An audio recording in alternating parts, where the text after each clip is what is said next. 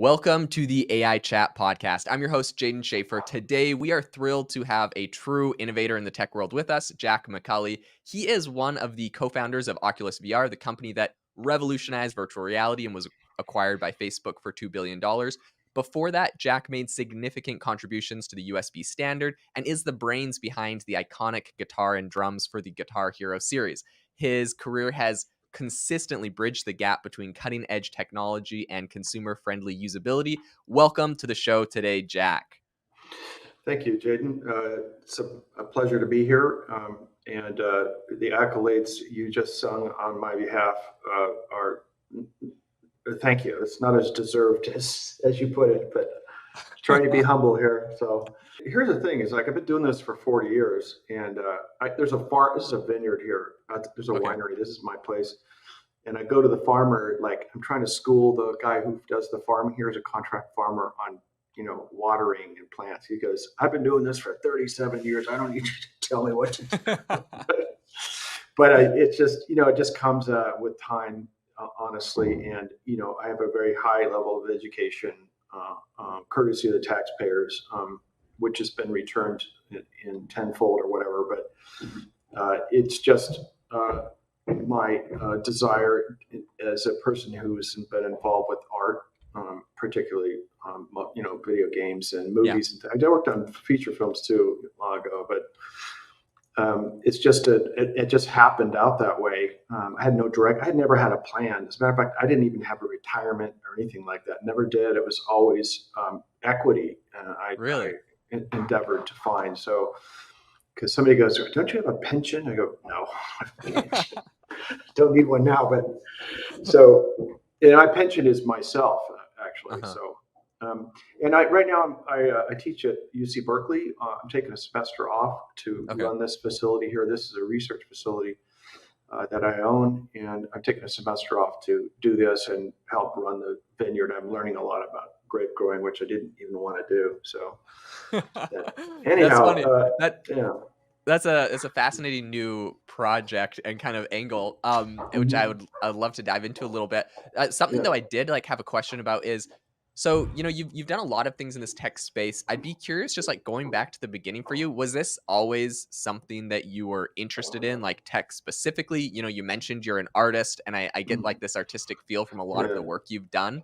What was your, I guess, prior to education, what was your goal? Was this always an interest? I wanted to be an artist. I wanted to be a scene designer, a set designer, painting and drawing. That's what I did.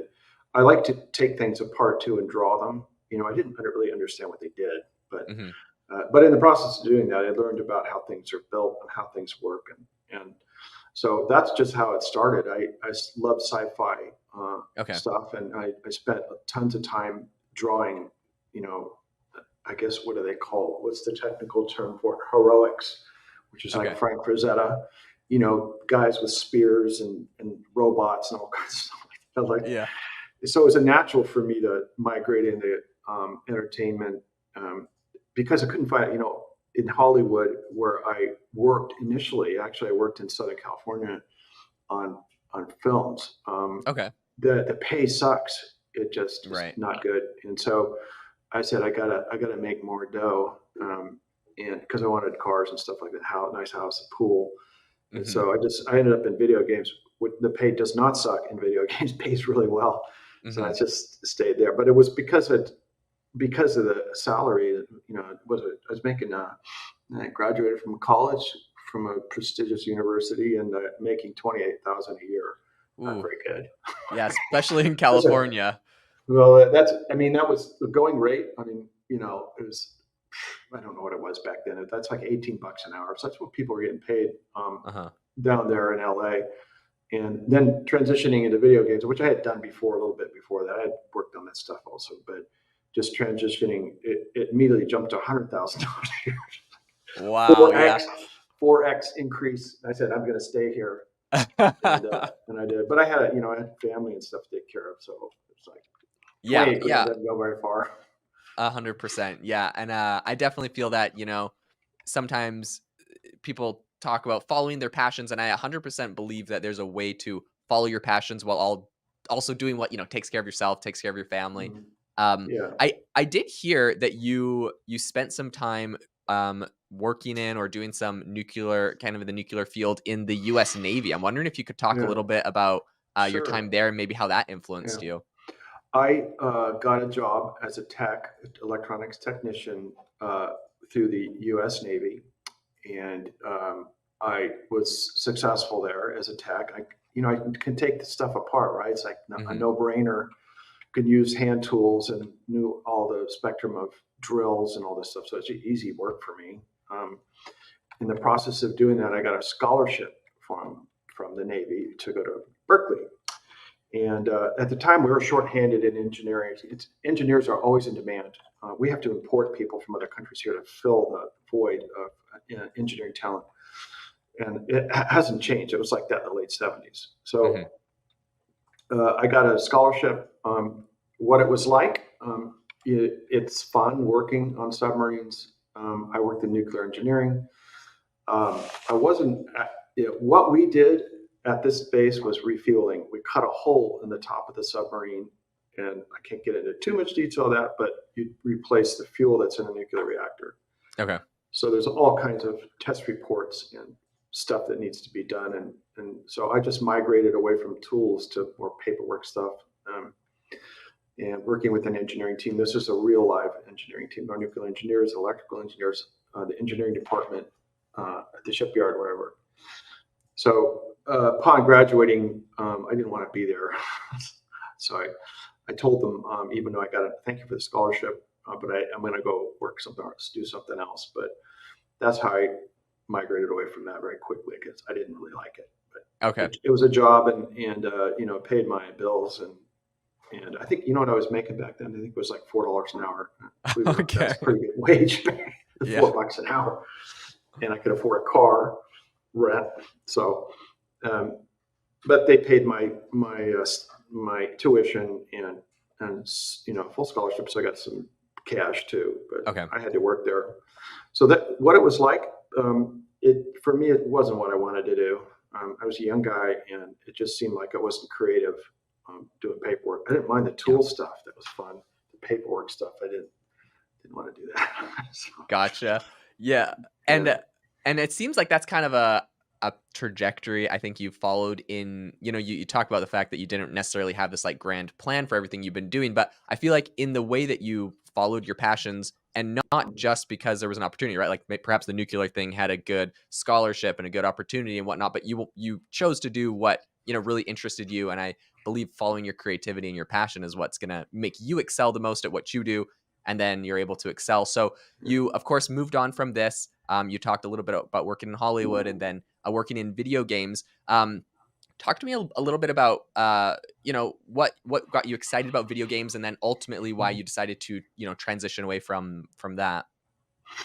Well, I never really transitioned away from video games. I don't do that anymore because I don't have a job. But I'm retired. I have a job at teaching and stuff like that. So Right. work in environmental engineering, electric vehicles, and things like that, which I like. But when like I mentioned, the heroics, that's an art form of art. Like Frank Frazetta, you don't know who he is, but he says he's an acrylic painter and he paints these macho guys with spears and Vikings and stuff like that. I just love that stuff. So I got a job at Kodak Research as a sequential logic engineer and programmer. So I was programming chipsets and things like that. I could do that too, and writing software mostly on a Sun workstation. And so they go, well, we got some work here on Terminator 2 and Dick Tracy. And are you interested? I go, hell yes. That Terminator is a heroic, kind of a thing, macho type thing. Yeah, of course, I love that stuff.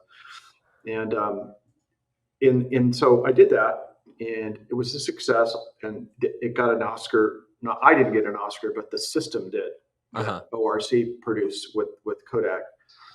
And so I, am thrilled with that, of course. That launched me into other things, honestly, because I always had on my resume now. Even though I didn't have a resume, I'd say I worked on T2 and Dick Tracy and Edward Scissorhands and these other things. And that got my foot in the door for sure, because they want to hear about it. In an interview, if you say something like that, they stop talking about transistors resistor system. I want to talk about that stuff. So I would say that relationship I had with my boss at Kodak, who's a great guy. I stayed in touch with the guy for 35 years. He's Oh, passed wow. away now. He's an old guy. Okay. He's also a PhD. He's a brilliant, absolutely brilliant guy. He got me other gigs too. That's how it works. I get one gig, and this guy goes, "Hey, hire that guy. He's pretty good. He's kind of a jerk sometimes. To hire him anyways." They hired me, and it's kind of the way it went down. And Oculus, right? Same thing. I was at Activision for quite some time, and my guy I worked with there, Greg Deutsch, calls me and says, "Hey, there's this guy named Brendan Uribe who wants to come show you something." And I go, "What is it?" He goes, "It's a headset." I go, "VR headset." I go, "Oh no." Okay. So he comes in, knocks on my door, and I just hit it off with the guy. I really like the guy. He's a great guy, And so that's how it was. It's like the product was good. It was cool, but I like the people. Like, if I'm going to work with something and we're going to work 12 or 13 hours in the trenches, which is what it is, it's kind of like long hours. Yeah. I got to get along with the people. If there's any hint that that won't happen, I won't take the work. And so that's how that Oculus kind of went down, was because of the relationships I had throughout my career. And these things, I ended up working on game controllers and reverse engineering video game PlayStation, PS1 controllers, all kinds of controllers. I ended up reverse engineering those. This gets me my foot in the door, and I built a special mouse. So this gets my foot in the door at Logitech, working on USB, and so that's how it went down. Just it was a building process, and I was pretty careful about what I chose. Sometimes not so careful. One of your questions today will be about one of those choices, but generally I'm pretty careful who I work with, and if there's any hint of politics or anything like that, I'm out of there. I'll split. I'll finish my work, but I'm not going to put up with a bunch of petty stuff like that. I run into that. It just comes with the territory. The two-legged, for sure. That's just the way it is. I stayed in tech side of stuff mostly, except at Oculus and other places. I was doing more managerial stuff, but I tried to stay in the tech stuff because I have less exposure to politics and backbiting and vindictiveness and other things that I can't stand. I just stay away from that stuff. So it kind of went down that way, just references. I never really had a resume. If they ask me for one, I say I don't have one. Call this guy, and I call him. I don't know. Things are a little bit more formal with HR now. Not back then. I mean, it's just like, we'll try you out. If you don't work, work out. We'll get ready. So, right. Pretty much, do or die kind of thing. So back now I think it's with lawyers and stuff, it's kind of a little bit more. It's a little tough. Tougher now to do that. But so that's the way it went down. That's so interesting. So obviously I think that's an incredible way to kind of go through your career. I think like not having a resume, just like kind of going off of reference and people, like ultimately at the end of the day, that's what a company wants. I really feel like it should be a little bit more like that today, where sometimes people get hired exclusively for, the resume and maybe the prestigious school they went to, but it's not like project based. Like, what did you actually do? What did you actually accomplish? Exactly. Like at the end of the day, especially for startups, it's like they need people that have actually done a thing that they can then carry forward into what they're doing. So were you working at Activision before, like were you working on that USB before you were doing the Guitar Hero stuff? The USB stuff started in 1993. And I was living in Oakland, California at the time, and working as a consultant with Logitech. Some hardware engineer, as a consultant. That started in 93. There was no USB because I knew the BIOS, without getting into too much detail. The BIOS is the low-level boot stuff on a PC, causes it to boot. I knew the BIOS very well, and the software structure of it. Primarily got hired for that because I could write drivers and things like this. Hardware engineer kind of guy, mixture of things. So that's how I got hired. Now, Guitar Hero came much later. That came in 2005, And Okay. by that time, I had built up a pretty good skill set. And the bottom line, Jaden, is speed. You Mm, have to get it done fast, um, blazing speed. And mm-hmm, if it's okay to be slow, I mean, and thorough, that's also good. But mm-hmm, when you're trying to get something out the door and get funding and money from investors, speed and a good demo. mm-hmm. So I had that, and I had a vast knowledge base of various consoles and PCs and stuff like this Mm-hmm. because I'm interested in it and I like video games. So I had all this stuff in place.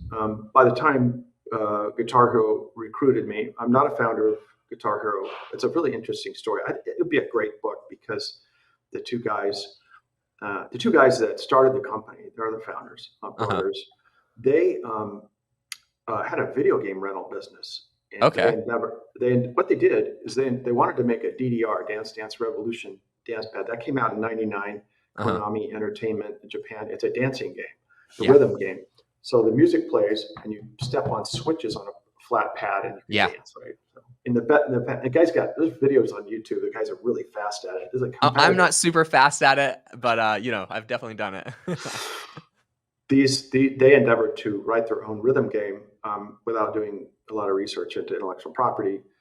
Come to find out, we got sued. Oh They no. hired me. They hired me to work on their dance pad, Okay. and I fixed some problems with it. Basic, really simple stuff, but based on my ability to work, the kind of work they needed, they hired me. Okay, this is prior to Guitar Hero. Uh-huh. Okay. Then another guy shows up who they hired as the CEO, which was a really, really smart move. If you don't know how to do something and let your ego go and hire someone who's better than you, Mm-hmm. that's what you do. I hired this guy, Kelly Sumner, who's a former CEO of Take-Two, which is GT Grand Theft Auto. This guy comes in, he bundles the company up into a package. They start working on a demo game of Guitar Hero using the same game engine from Harmonix Music that they use for the dance pad. It's just porting it over to Okay. a plastic guitar. The plastic guitars we used were from a Japanese game called Guitar Freaks. So the demo Okay. unit that I saw initially at CES in 2005 was a Guitar Freaks guitars and Harmonix Music's port of the dance game that they had written. And this was the basis of Guitar Hero. Mm-hmm. And Kelly's job was to find, my job was to engineer. I built this stuff. It's like, honestly, it was pretty easy. I mean, Mm-hmm. I got a lot of accolades for it, but it's really pretty simple stuff. And I already knew how to do it. It wouldn't be simple if you try to teach a layman how to do it. But for me, I already been doing that stuff for a long time. So Okay. anyhow, I saw this at CES, and I was like, I didn't think much of it. Like, okay, you've got costs of goods, you've got hardware, and you're going to bundle this up with a piece of software and sell it. And we have production issues. Like, who is going to build this for us? Like, Yeah. it's a challenge. And the initial versions of that were built by a company called Honeybee in China and migrated out of Honeybee into vast number of contract manufacturers. Here's a great story. This is a contract manufacturer located in China, and they're a big contract manufacturer. We go there, and I look at the place; it's huge. I'm going, and this is Guitar Hero 3, right? Uh-huh. I'm looking around, and I'm going. So I said, where are we doing our stuff? And I looked out the window, and there's this huge building, and I go, it's the size of a football stadium. That was our production facility. Wow. And then I was scared. It's like, if I F this up, if I screw up, this is big. I had no idea, but it was a smash hit, and it surprised me. I'm not particularly good at choosing hits and Uh-huh. and stuff I like. I like Gran Turismo and driving cockpit games. I like that kind of stuff. It was perfect for Mm-hmm. Oculus. Yeah. Rhythm games not my thing, but it was a smash hit. Now the guy Kelly Sumner packaged up the business and pitched it to a bunch of companies, including Electronic Arts. Nobody wanted it. Can you imagine Electronic Arts turning that down? Right. We already had the ability to build the plastic, little tiny Was this company. pre-launch or post-launch? Like after is a huge hit or before? After Guitar Hero Oh, really? 1 launched, it was selling really well, yeah. And we Okay. had to find a partner, and so EA was pitched to EA and then pitched, because we were actually producing and getting this stuff sold and stuff. We didn't have distribution. We didn't have marketing. We didn't have that stuff. It's a small company. There's two brothers and me and about 25 other people. That was it. Okay. So we found the partners. We found Activision. We had angel investors, people who were private citizens who invest money, maybe a friend or an uncle or something like that. We didn't have big investment, and I don't think that those two brothers had big cash. They do now, had big cash. So we were strapped with finding someone to fund it, and thankfully Activision saw what it was and was able to see through a lot of the problems, like production problems and cost of goods and all of that, and put it in the market. And mostly the distribution and marketing. It was everywhere. It was commercials on TV and everywhere. That's all them. That's their horsepower, right? It's the marketing part of it. Yeah. And so Guitar Hero 1 and Guitar Hero 2 sold well. Guitar Hero 3 did exponentially better. The total number of units is 64 million. Oh my gosh. It was the first video game franchise to hit 2 billion in sales. 2 billion. Wow. This is 18 years ago. Yeah. So it was the first one. And by then it had grown, and outgrown me. And, it's a huge company. Activision's I'm not saying it's a huge company, but it's bigger than Red Octane, which is the two brothers company. By that time it had grown so big, and it's beyond me to do, that's like me running Apple computers, company. I could beyond that. So I focused on the inventing part and intellectual property. And back to the Oculus story, this is how I met Greg Deutsch, who turned me on to Brendan. So I was working in the intellectual property department doing patents. I'm an inventor, so I do patents and stuff. And I know that world pretty well. So that's kind of how it went down. When it got big like that, as I mentioned previously, I kind of looked around and said, it's not what I really want to do. And I ended up getting out of there and taking a break for about 2 years. I didn't work really. I just did hobby stuff, Had you made like a decent amount from the company growing very big? Like, did you have did you have equity in it, or was it just like, your salary had had both. gone up? Okay. So this is what I did. I had a relationship with a semiconductor provider.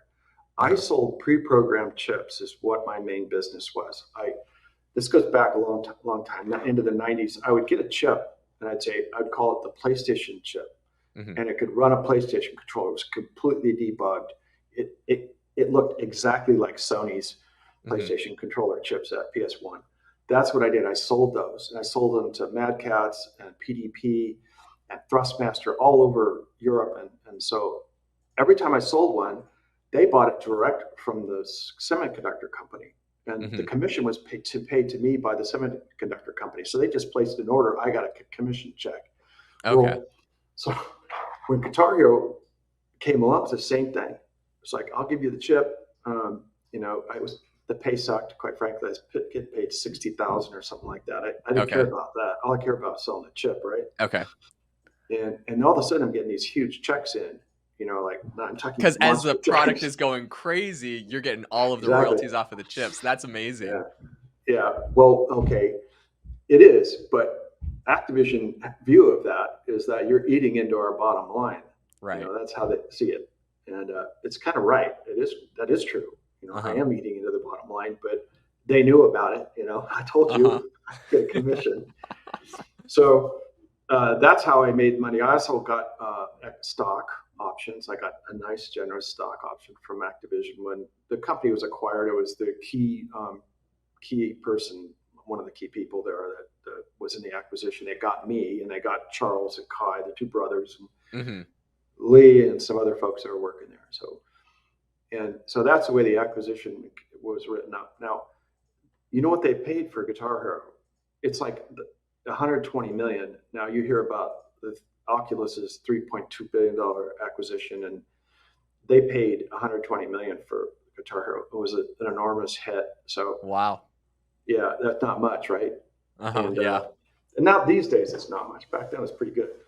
So the two brothers wisely invested their earnings on that, and I'm sure Okay. they're doing really well on those guys. Charles is the younger of the two. Charles and Kai.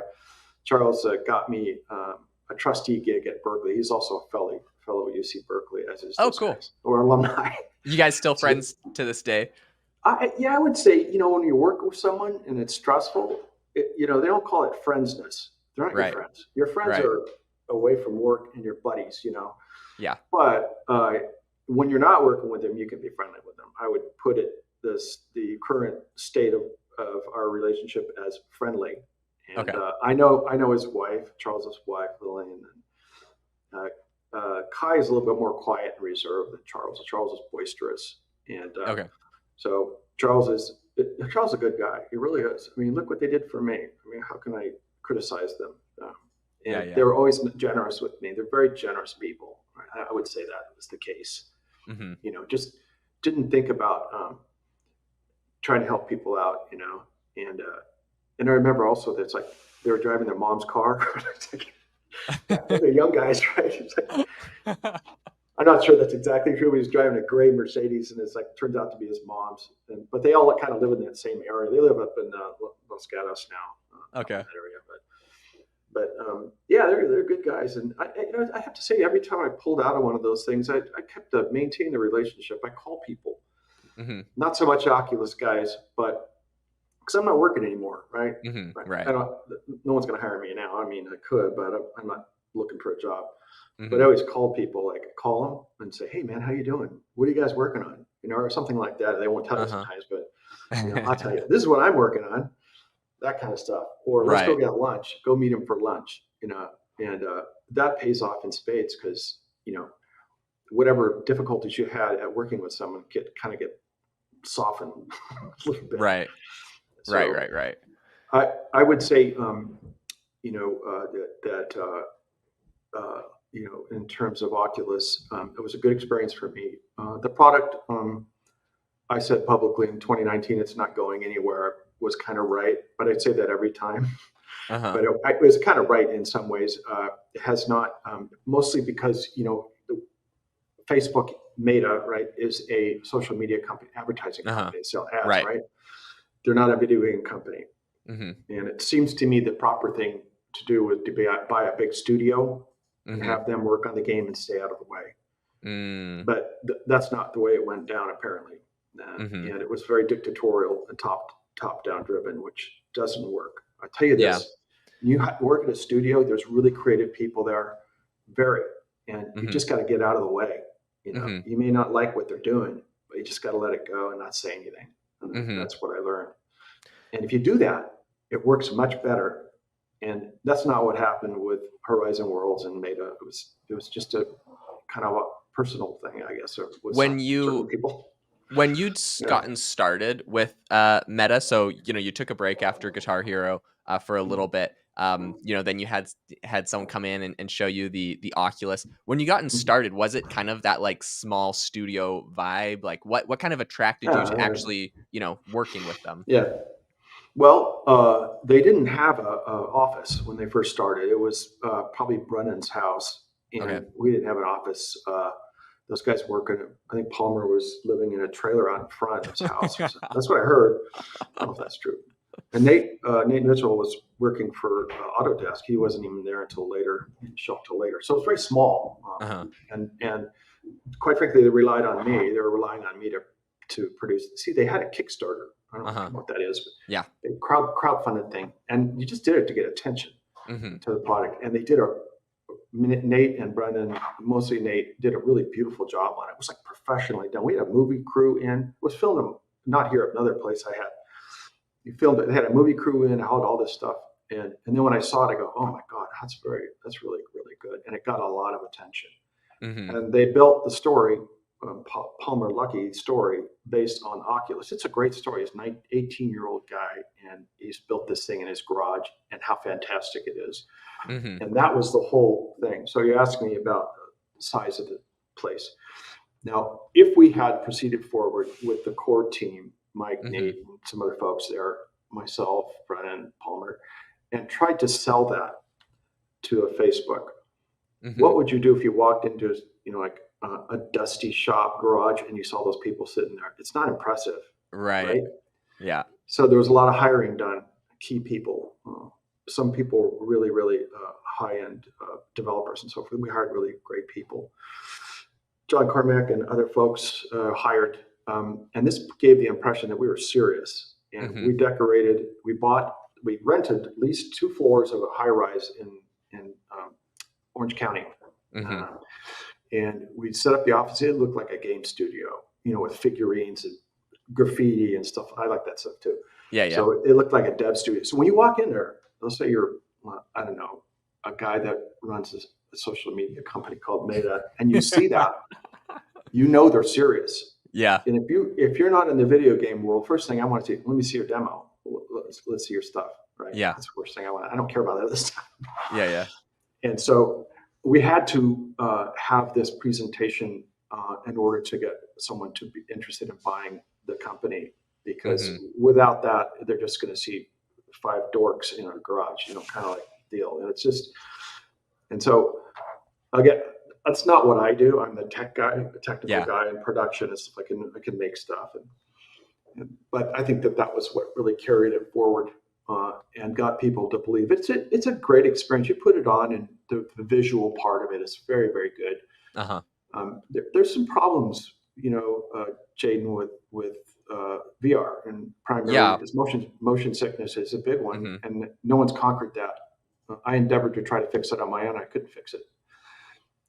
Without, I would need a team. It was me and some other people who were working on that, but it's challenged with that.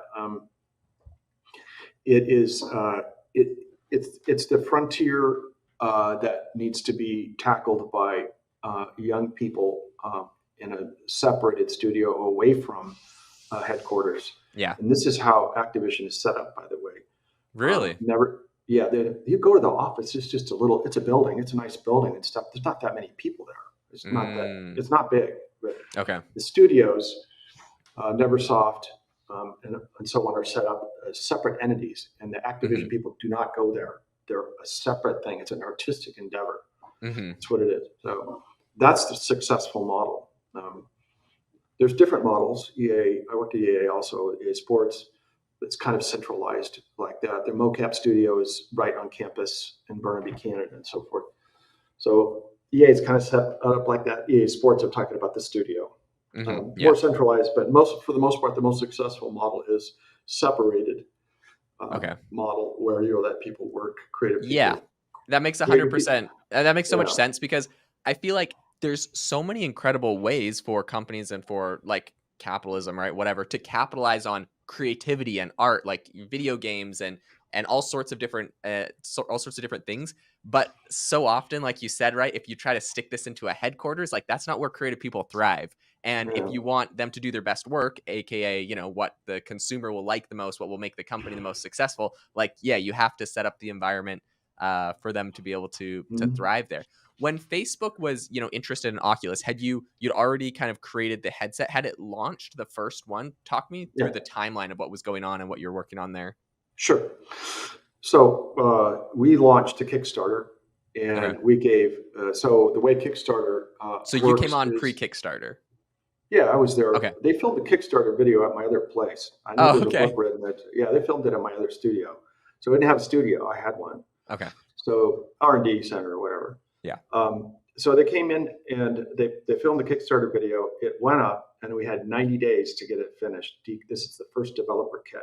And that is just a staggering short period of time. So I took Palmer's prototype to China, and we reversed.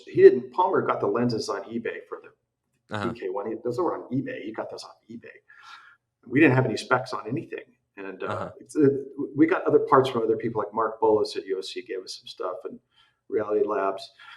But essentially it was dead cold. The strap was from Scott goggles, like a skiing goggles. That's where it came from. So we cobbled that together and took that over there and had them source the parts and do the tooling. Incidentally, the woman that owns the factory is a very close friend of mine, and she got the Guitar Hero stuff. That was a huge break for her. Okay. Before that, she was doing little game controllers and stuff. She got this huge contract. So she owed me, but I took it in there. I go, I had to sell it, right? It's like, this is going to change the world. Blah, blah, blah. She looked at it. She goes, okay, let me see. And she took off. She goes, how much money you guys got? I go, not much. She goes, okay, you have to give me half up front, and I can make 10,000 of them, but you got to pay me up. So we had to scrounge up 750K or something like that, almost $1 million. And kind of the way it went down is very informal, not like contract signing lawyers and all that stuff. We didn't do that. We just like kind of hacked our way in, and I like that, by the way. But it didn't go down like that. So DK1, to answer your question, comes along and launches, and it sells through like 10,000 gone. We made more sells through. Suddenly we're like it's a small run. It's not very tiny, but we're like 70,000 units, and it's still being bought with a subpar sort of performance. It's just a couple people's prototype thing that we reproduced in plastic. Essentially, that's what we did. And it was selling really well, and the buzz that it was starting to show up on TV, on Jimmy Kimmel and all this sort of stuff, and that's brilliant. And so we kind of realized that they might be onto something, and at least the talent and skill that certain people have, like my boss for marketing and getting stuff into people's face. He's so good at that. He's a really talented guy. He's also a software engineer. He doesn't do that though. He's a showman. Okay, gotcha. Yeah. So he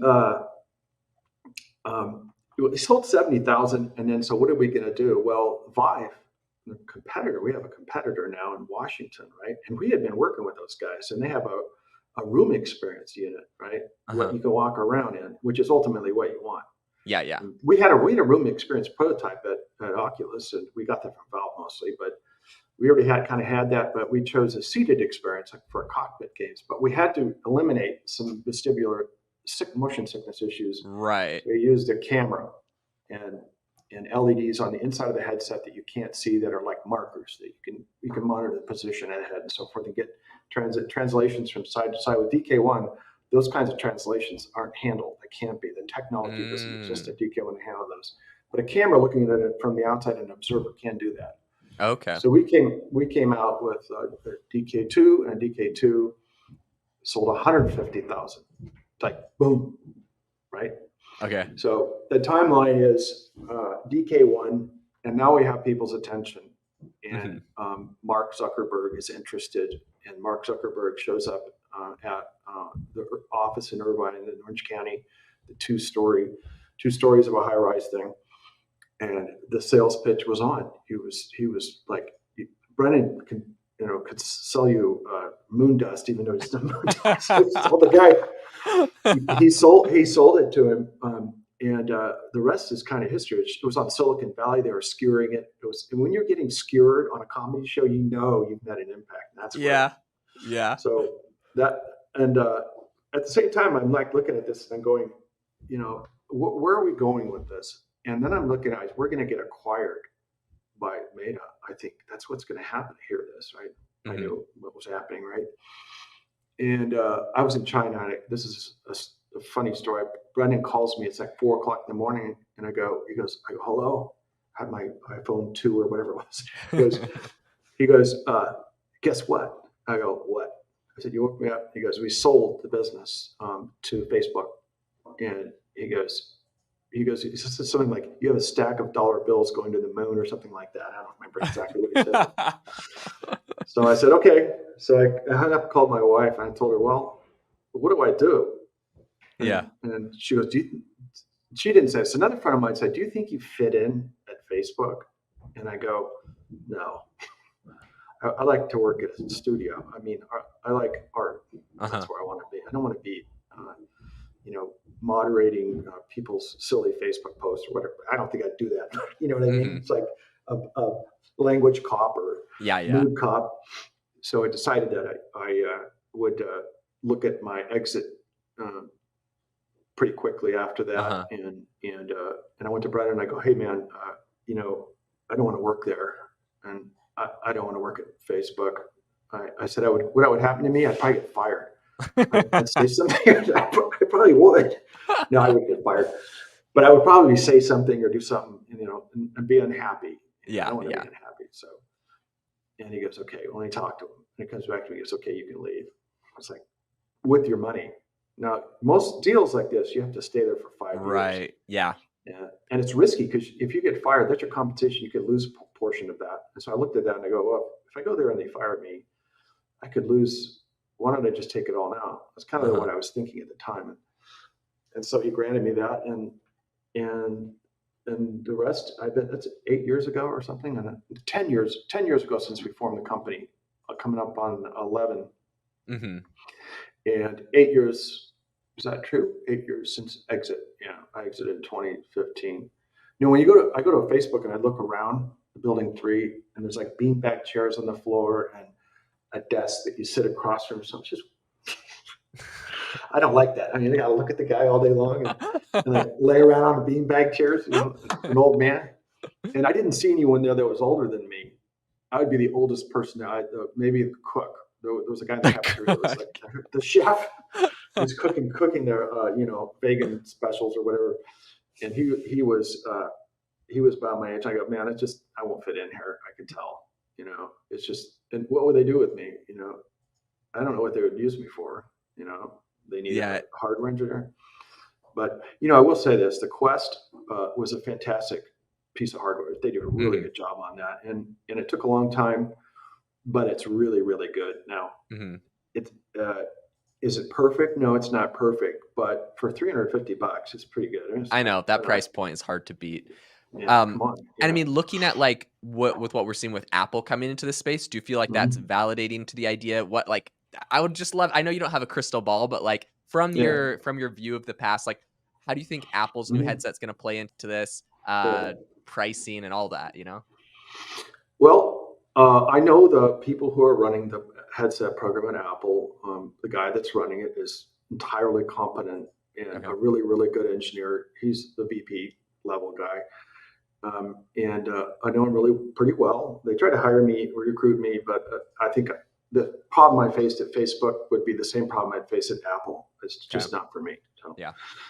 I think it's great. I think it's expensive. It costs as much as a car. And in Mexico, I live there a little bit. I got a house there. The wages are low. And but people have a mobile phone. I'm looking at it going, so the phone's $400 and you make $2,600 a year. You go, how does that work? That's an expensive item. Well, they have a payment plan, right? And you pay for the hardware as part of your monthly payments and so forth. So it kind of works. They can make it work. They have to hold onto the phone for a long time. But the utility of a phone is obvious. I mean, you need one. Yeah. Do you need a VR headset at the same sort of utility level that you need a phone? I would say no. VR headsets are for entertainment.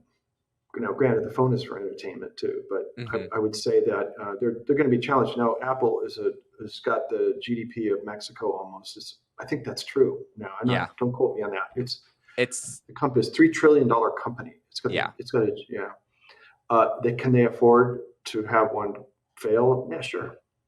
Big deal. Try again. Try something else. But whatever they do really well. I think, in my view, their stuff. I'm not an Apple PC guy. I don't like their computers, but their phones are great. I don't like Android. I like Apple. So it's my preference. Whatever they do well, and it's high quality and it works. I mean, how many times, ask yourself, if you have an Apple, how many times does it reboot or crash? Almost never. Yeah, and that's that is true. Myriad of applications that they didn't write running. Yeah, it's a testament to the quality of the engineering that went into it, and they've always had a good engineering there. So, but they can afford to take a hit. Can a smaller company afford that kind of a hit? No. Let me tell you what I think. If we hadn't been acquired by Facebook, we would have failed. The company would have folded because the cost of goods. We didn't have an application for it. We didn't have any games. Then had a couple small things, demo games and stuff like that. But we didn't. So what were people using it for? Like those early, ones they were buying? Well, we had developers. People were writing content around it. So we got some of those, right? The DK1 is Developer Kit 1 and Developer Kit 2, CV1, Consumer Version 1, so forth. So we had developers that were developing content around it, but there was no major application for it. Hmm. And interesting, when I got the Quest, when I first got the Quest and put it on, I didn't know. I thought the games were kind of a dud. Okay. They're kind of weird. Yeah. There was like a disco you went into. I mean, what are you supposed to do? What's the strategy? Your game's got to have strategy. Yeah. It's Yeah. got to have. There's got to be a social component. This is the new part of gaming. Like you're playing against people all over the world. But Right. what's the goal? What goals do you have? Is it to conquer the hill, the fort on the hill, or what are you trying to do? Or shoot the tanks? Right. There's no goal, and I just didn't get it. And you have Beat Saber. I mean, it's an arcade-ish game, and you can play that for 20 minutes, but they don't have a long-term play application. I love the idea of the metaverse. I think that's a really cool idea. You can have your own currency. Yeah. Robots, I mean, you can have your own currency. It's a land you can go visit, and you can have your own lifestyle. You could be better looking than you are. You can have Ferraris, all that stuff. You have to earn them. I think it's a great idea, but the execution, because Facebook is made us not a video game company, didn't happen.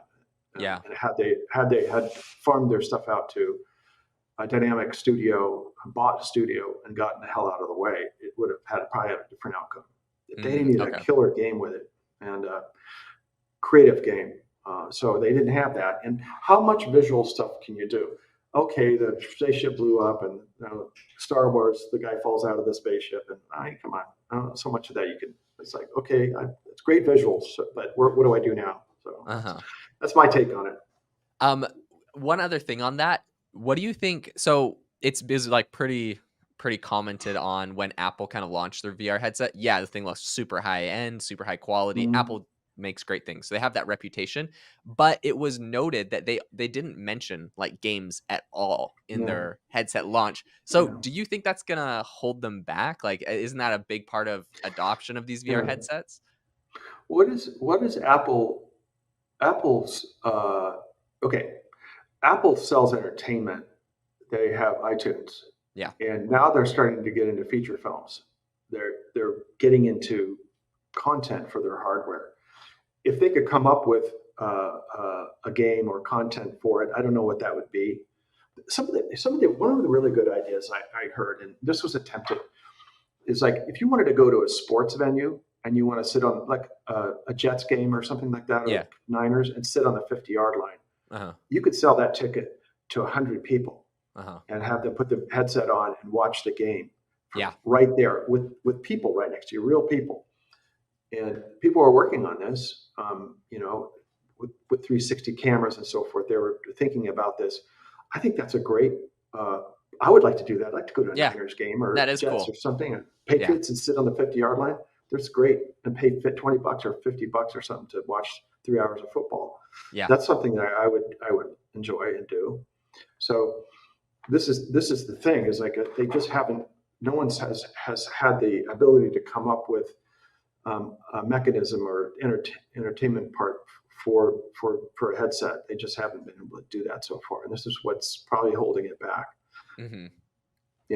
Granted, there are vestibular issues also. So this is why a game where you walk around and you're wearing the headset doesn't really work very well. That's one of the main ones. It makes people sick.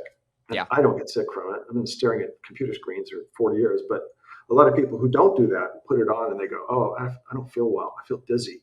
And so anyways, that's my call. And Apple's ability to execute is well known.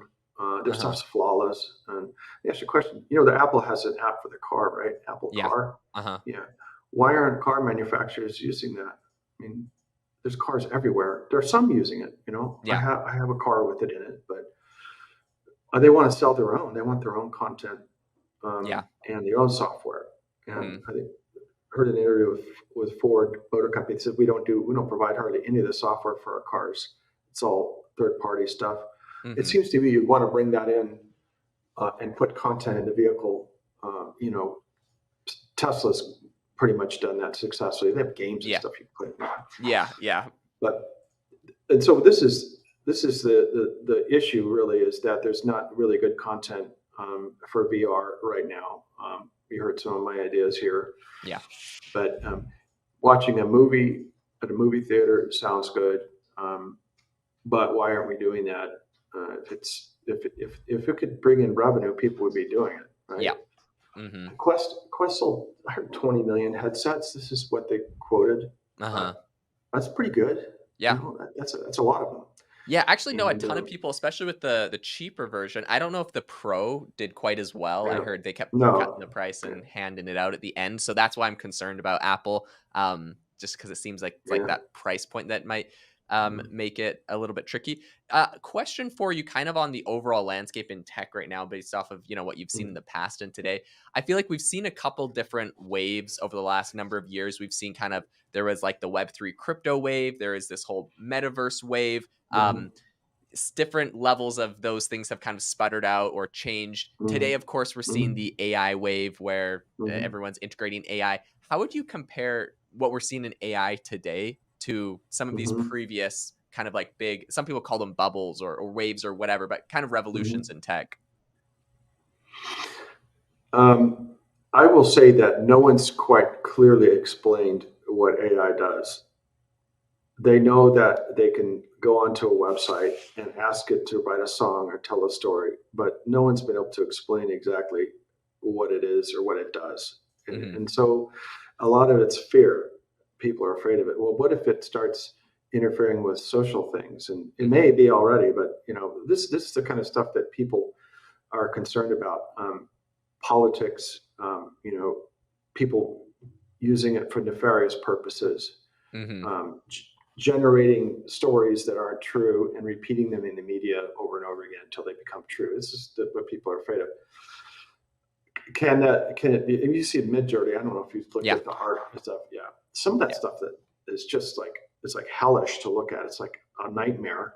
And some of it's beautiful. Totally. Some of this, the automobile renders and things that have been done with it are just stunning. So it has two purposes. One, there's two spectrums. One is very negative things it can do, and also very positive things it can do. I don't believe personally that trying to regulate it, if governments try to regulate it, they're going to regulate it in a way which benefits them, not the populace. And this is kind of what, So I don't think government needs to get involved in that. It has to be self-regulated. There has to be some way of self-regulating. So I'm not sure how that would play out exactly, but there has to be some mechanism for doing that, and that would have to be intrinsic in the provider of the service. I think Microsoft has Azure One. I think it is a supercomputer that they built. That's the backbone of a lot of the current apps that are out there, which utilize AI are using Microsoft stuff. Basically, it comes out of the cloud, and so. I typed in my name one day to see what it said about me. It was like most of it wasn't true. It was weird. So, can it be curated to lie about things? I think it can be. And then so what I did was I injected false information into a Wikipedia page and then ran it again. Now it's giving me the stuff from the Wikipedia page. So it looks like it goes to Reddit and Wikipedia to get its stuff. So. There's a guy, Wolfram, did a really good write-up on the API for that used for the most popular AI interfaces, and he did a really good job of writing it up and explaining it. And I recommend people to go there. So very interesting. I would also be curious to hear your thoughts on, so of course we're implementing AI. Do you feel like this is a little bit more perhaps like hype around AI? Do you think that it's as impactful as perhaps we're being told? Do you feel like it is less impactful or more? Like, for example, we have people like, Sam Altman saying we're going to start doing universal basic income soon because AI is going to essentially replace most jobs. Do you see that being the case in the future? I think if you're a writer or an actor, that would be something you'd need to worry about. I don't know how AI would replace a person who does podcasts. Perhaps it could. You're to be honest with you, you're very good at this. I've been through a couple podcasts, and you obviously have a talent for it. I appreciate it. There's things it can't do. Can it treat people's medical conditions? Maybe symptomatically, it could, but it can't do surgery. Right now, it can't do that. Although they have the surgery robots and so forth. It can't drive a Formula One car very well. So a lot of things it can't do. Can it write scripts? Can it write jokes? It can do that kind of stuff. Yeah. Yeah. But it's kind of this. Yeah.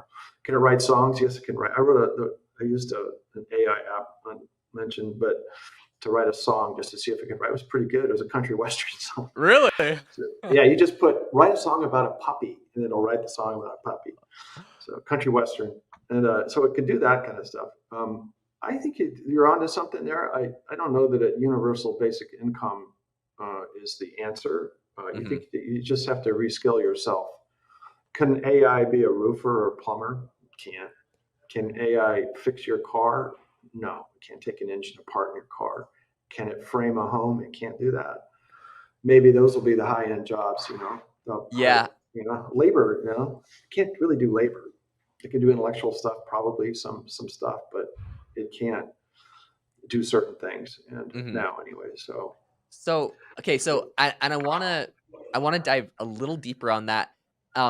So for example, for the podcast, I actually prior to starting this podcast actually made probably like 10 podcasts which were completely written by and spoken by AI, and they became incredibly popular. But I also realized that those podcasts had a hard time converting listeners to like followers. And so when I started this podcast, of course I had that background and I'm like, oh, maybe I'll do an AI podcast and just like make a clone of my voice and then use yeah, that. But I came to the conclusion that you actually need like a physical person that makes mistakes, that sure. says that messes up. Like as AI becomes more prevalent and like everywhere, people aren't going to want to listen to what is like a perfect, like they want mistakes. They want like a little Yeah, human error in it. So anyways, that's with the podcast thing. But my question on like plumbers and roofers, this is something that I'm like a little concerned about. So Tesla right now, of course, they're making their Tesla humanoid robot. There's others. What if like do you see like that as a viable solution or option in the future where like let's say there's a Tesla humanoid robot that eventually is trained on AI, so it's as fluid as a human, then it just like, you get maybe like an electrician or a plumber to wear like a full body suit for like a year while they're doing all their electrical and plumbing work. That's all like being trained into a model that now plugs into like this humanoid robot. Could we not replace, like would it not come for blue collar if you're pairing it with yeah. like the robot side of things? Well, most cars in most car factories, even the Tesla, are built robotically. Mm-hmm. There's the assembly and so forth. Not everything, but that replaced human beings Mm-hmm. and it replaced union workers. Yeah. High-paid union jobs. So, yeah, I suppose that could be the case. But there's so much like decision making and that you need to do when you're doing a repair. Like, oh, you look down and there's the floor's rotting below. Oh, I have to go to Home Depot Yeah. and buy parts from Home Depot to fix it, whatever. There's just so much decision making and expertise level, and it's really hard to. I mean, you can get some expertise stuff in AI, I suppose, but just knowledge, just experience is just not there. And so, I think it writes a great country western song, maybe, but can it fix? Can it fix? Can it change the light bulbs by looking up at it and knowing which ones are bad? Maybe. I don't think so right now. But Right. if I were a Not right now. script writer or someone in Hollywood, I would be concerned about it.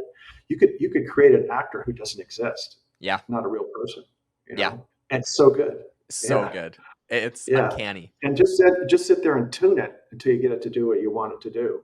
Look at, examine an actor's face and see how it behaves. And so, yeah, there's certain areas I think that it could, warfare also being able to. Here's the thing. This is a great. Just let me digress a little bit. Talk about warfare because this is something that I've thought about. Right now, you can have a drone go in and do an attack, right? Yeah. And 30 or 40 years ago, you would have to have a person go do that. Yeah. The commander, who's a human being, would have to say, Sergeant, take 3 of your guys out there and then destroy that, whatever it is, pillbox, let's say.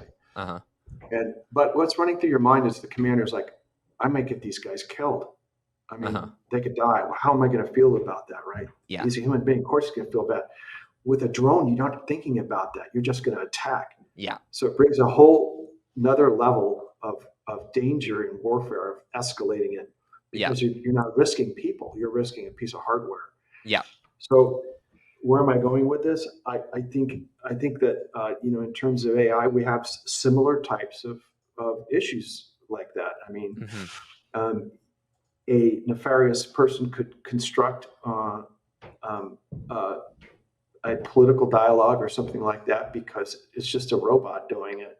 Yeah. And by your example, doing the interview with an AI, Jaden Schaefer, would be, I mean, you're not really risking anything. You're risking something for yourself, but you could have I guess where I'm going with that is just like it removes a human factor. Decision making is based on, and warfare is based on, a lot of it's just how you feel about lives. A general doesn't like to send people to their death for sure. But, young men, and now I mean, you've probably seen some of those videos from Ukraine where they're dropping mortar rounds on. I mean, it's just, oh man.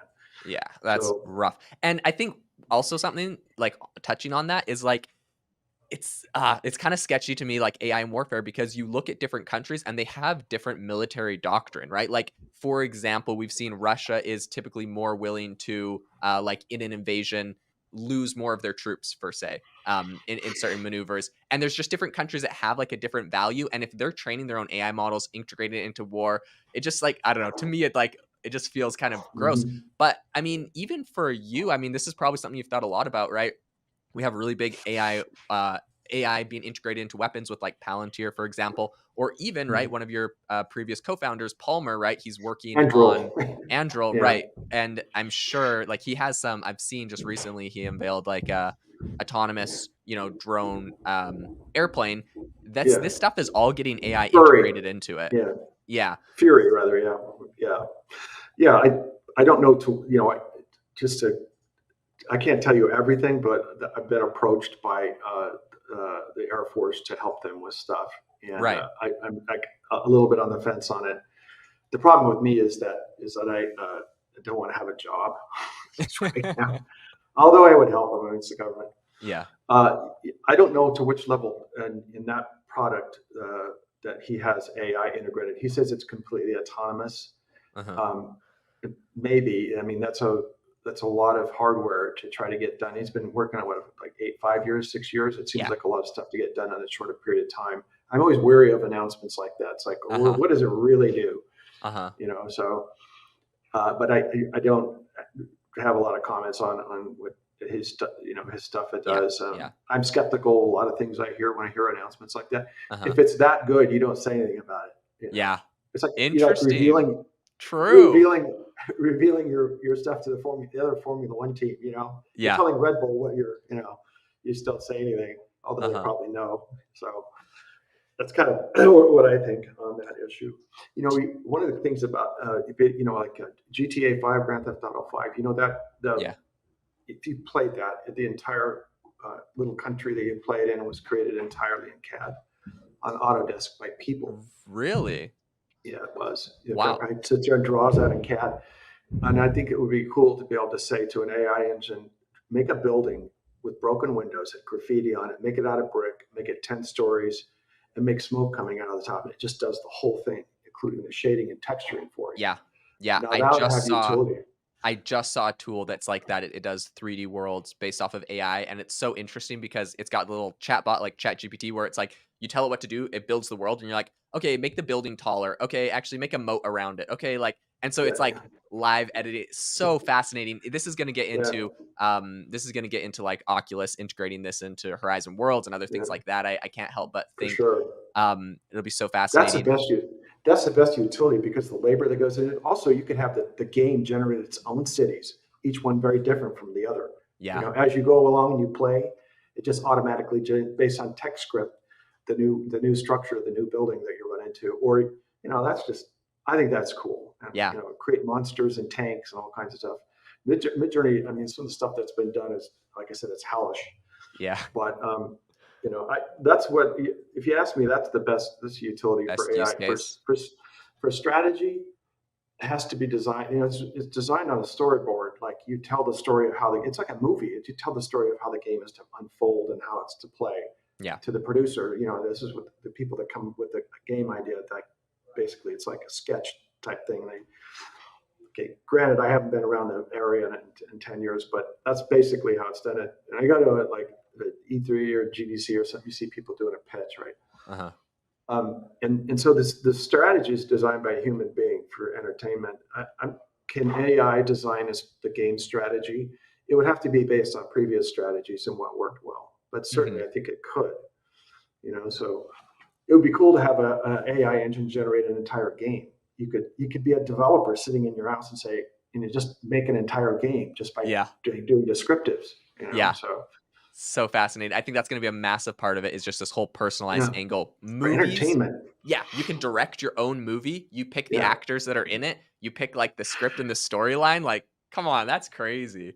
that's a really really good application. It could be its own industry, and you put Yeah. them up on Netflix or something like that. I Yeah. would say put it on Netflix, but yeah, Yeah, and that's a I great mean, idea. even people worrying that like AI replaces, like those actors can get a royalty every time they're For included in a certain movie, and maybe yeah, they have like personal moral things where like I don't do war movies or I don't do like they could like yeah, pick their criteria, but you can just kind of mix and match and build. I think that will yeah. be a powerful use case. Like movies, music. I mean, I've already heard some Mm, incredible Johnny Cash AI songs that I was pretty blown away yeah, by. So yeah, I think there's so many incredible applications. Well, Jack, thank you so much for coming on the AI sure. Chat podcast today. I know this thing went way over. I'm sorry. I was just That's getting okay. too many incredible insights from you. But if people are interested in reaching out to you and finding more about what you're working Yeah. on or anything else, what's the best way for them to get in contact with you or see some of the things you're doing? Uh, Probably through my assistant.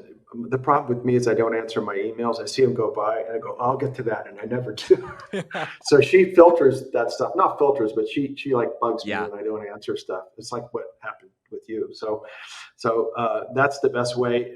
And also LinkedIn. Reach out on LinkedIn. I have Okay. someone help me with that. So, yeah, it's been a great talk, and you're really good at this. I was pretty impressed. So thank you. Well, it's been amazing to the listeners. Thank you so much for tuning into the AI Chat podcast. Make sure to rate us wherever you get your podcasts and have an amazing rest of your day.